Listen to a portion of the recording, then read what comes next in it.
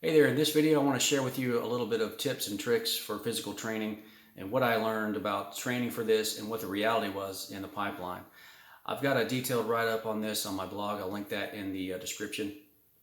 And I want to get into what I focused on and what I learned when I got in the training. So I got really good at running push-ups, pull-ups, and all that. And I got so good that it gave me a lot of false confidence. I was, for the people around me, when I would tell them I'd run 4 miles in 27 minutes or 5 miles in 35 minutes, or I was able to complete 600 push-ups in a workout in less than an hour, or do 20 pull-ups, do 20 good hanging pull-ups, that was impressive to people around me, and that started to get my confidence way up that I was going to be just fine in training. I did swim, but I didn't really time myself. I had a pair of toy fins that I probably got from Walmart, and when I got back from swimming, that who knows how long these swims took me. If I swam a mile, it could have taken me half a day. I don't really know. And I would also let people know that, hey, I just swam a mile, or I swam 2 miles today. But I would go do that stuff by myself, and I would just kind of get through that stuff. And I wasn't as confident with my swimming, and that's what I want to get into. Also, if you're doing all these runs and swims, and you're doing all your push-ups, and you haven't done any rucksack marches or trained with a ruck on your back, you're in for a rude awakening in training. I know I was. I never put one on my back until I got into the training. So, two things I want to focus on that you don't want to overlook at all, and they're, I'd argue, more important, way more important than being just good at push-ups, pull-ups, sit-ups, and running. Because this stuff you can gut through, but it won't get you to the training. I knew guys that were horrible at push-ups. They didn't even seem like they had a chest, but they were able to squeak through and get their push-ups knocked out. And that was stuff they could easily work on in their downtime to get better at. I saw guys that were horrible at running.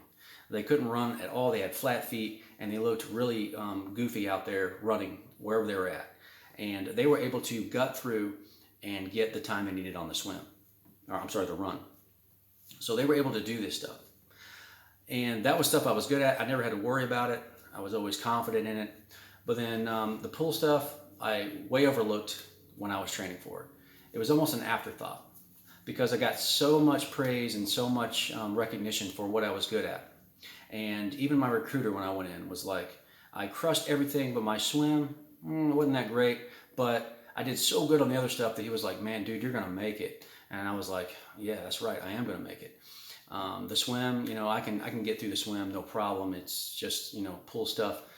But what's really important and things to focus on now are having a really good, being comfortable in the water and having a really good freestyle stroke, being a good fin swimmer, being able to swim a mile in around 30 minutes, or if you're just a little over, that's okay. Good technique finning with a proper pair of rocket fins. Make sure you have the right pair, because if you have the right kind of fins, it's going to train your legs up, and you're going to be used to that pain that I went through when I put on these large fins and I did not realize they were so big. You also want to just be comfortable in the water. But working on your technique with finning and freestyle swimming will make you more comfortable in the water, because it's all technique. And these are things you can't just gut through. You can't just say, I'm going to gut through this portion of the swimming, because if your technique's bad, you're going to be in trouble. Also, if you've never really trained with weight on your back, never become strong with full body workouts, and you're going to be in trouble right off the bat in training, because you're going to start with a lot of weight on your back. And that is what's important. That is the core of what you'll be doing. Now, I saw these pictures of combat controllers with a lot of gear on their back, but I really just didn't think much of it. I thought, well, that happens, but what's really important is running and push-ups and pull-ups. But that's not the mindset you should have going in this training. You want to be good at this stuff, because it will help you. And it will, because you do a lot of push-ups, you do a lot of all the other stuff, pull-ups, But if you're not the best at it, it's probably going to be okay. But if your ruck march is bad, if you've never really done it, if you're not good at it, you can't hang with the group like I couldn't. First time I put a rucksack on my back, I went from the guy being in front on the runs outdoing everybody and everything else to I can't even keep up with the group. Same thing for the water.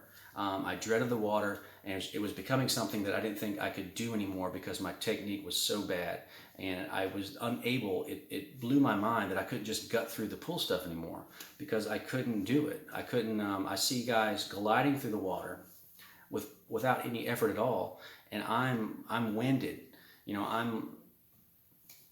I look like a klutz out there. So you want to make sure that you have that stuff down. And it's not hard to get the right technique, but if you don't have it, you're going to struggle a little bit when you have to do the standards in the pool. So there it is for you on this video. Work on being comfortable in the pool. You want to be a good freestyle swimmer. You want to be able to swim with fins, with finning, and be efficient. And you want to practice ruck marching, and that will go a long way in your training. So that's all for today. I'll be back with another video soon. Thanks for watching.